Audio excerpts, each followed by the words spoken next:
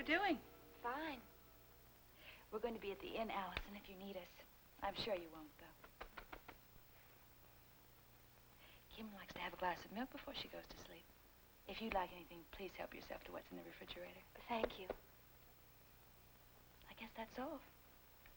What time does Kim have to go to bed? 8 o'clock. Hmm? Now, you be a good girl and you mind Allison. Good night, baby. Good night, Allison. Good night. We'll see you later.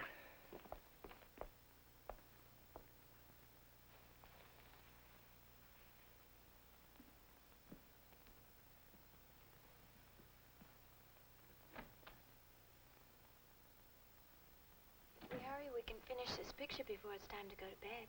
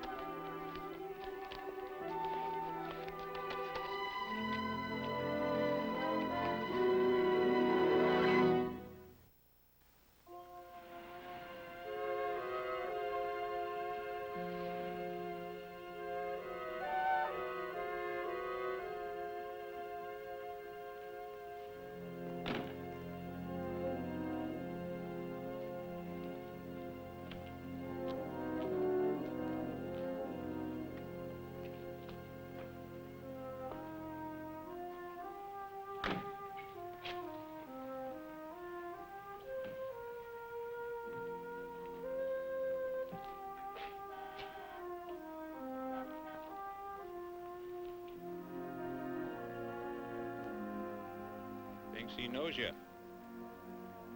It's not impossible, is it?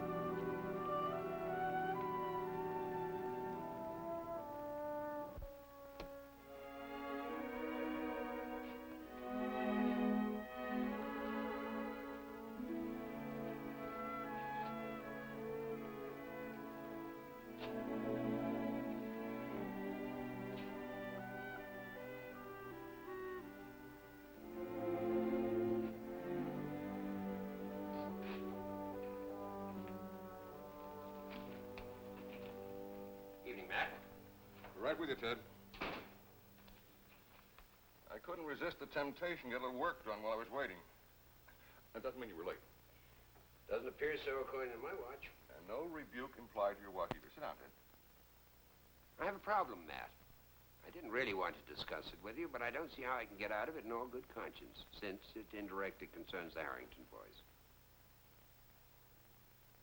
I felt I ought to apprise the other trustee before I committed myself. Well, that's a pretty fair tour around the barn. Sit down, Ted. Fact is, I've been offered some of Martin Peyton's legal work. Now, I haven't said yes. I haven't said no.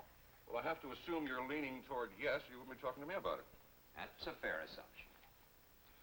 I imagine this legal work concerns the Peyton Mill. You'll be working very closely with David Schuster. If I said yes. That's one of the reasons for this dinner tonight. I want to get some idea of what sort of a man Schuster is, outside of an office. And what would you do about the Harringtons? Oh, I think I can handle both without any violation of legal ethics, Matt. I wouldn't question that at all. Well, what would you say if I said yes to Peyton? I don't know. I'd certainly want to give it a lot of thought. Because as it now stands, the best interests of Martin Peyton and the best interests of the Harrington boys are mutually antagonistic. Why? Peyton is the boy's grandfather. I think that's what he holds against them the most. You don't know that. No. But knowing Martin Peyton, I don't think he can ever forgive the fact that a grandson of his is named Harrington.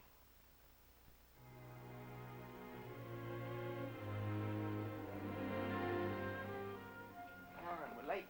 Can't find a tie. Why don't you use one of mine, then? I'm not sure I feel like it. Okay, so you don't have to wear a tie. No, I mean, I'm not sure I feel like eating out. Look, I'll make something here, okay? Hey, Norm, you don't want to do that. Don't I? I mean, Dr. Rossi's expecting us. He invited you. You accepted. I didn't. He invited us both.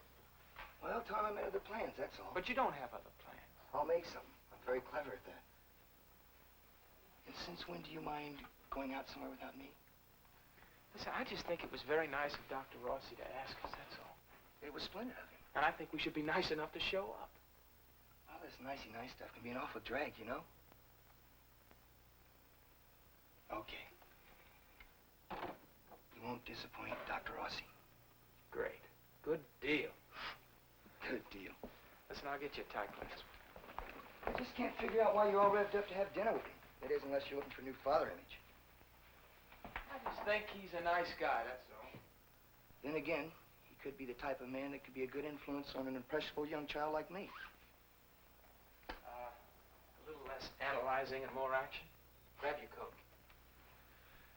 Maybe we should wear surgical jackets for Dr. Rossi. Well? Come here and take a look.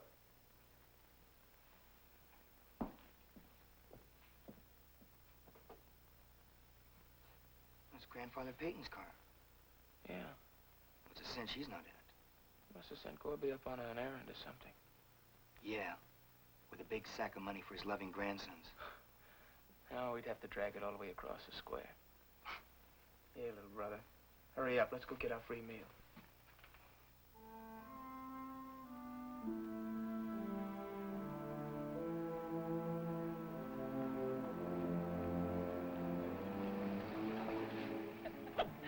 I'll park the car, darling. You go inside. All right. David, that's Martin Peyton's car. I'll wait in the lobby for you.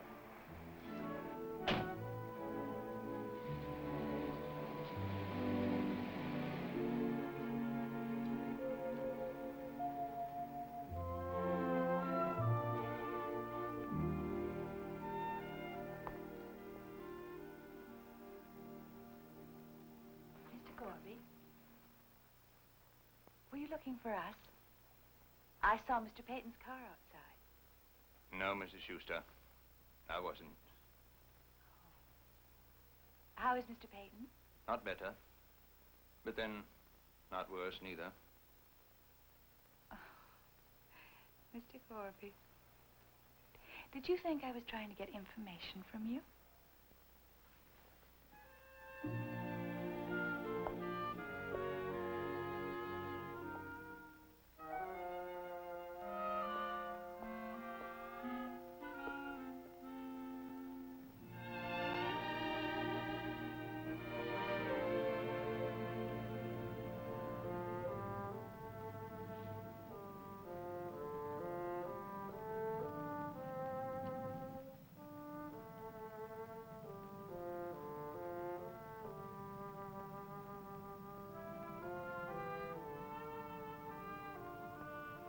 Boom.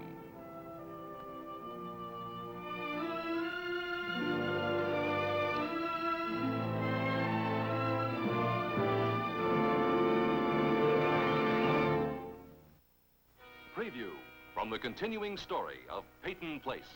Did you and Rod set up this dinner? I set it up alone. I wanted to talk to you. Observe me? You're doing it again.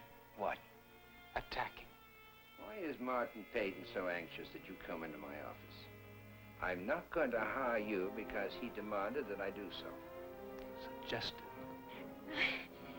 I don't want it. I don't want it. Yes, you do, Jan. You do want the baby. Oh.